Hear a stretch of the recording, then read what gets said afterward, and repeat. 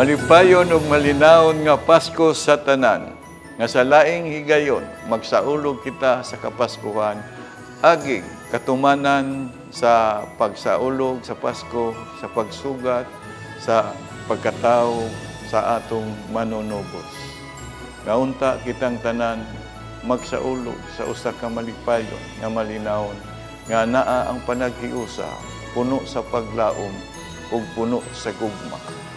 Aging pagpasalamat sa mga grasya ug mga panalangin sa nanglabay nga adlaw o tuig, mao kini karong higayuna nga ang atong pagpasalamat mao ang paghatag usab sa atong mga panalangin nga ipaambit sa mga tawo nga nagkinahanglan sa atong mga panabang.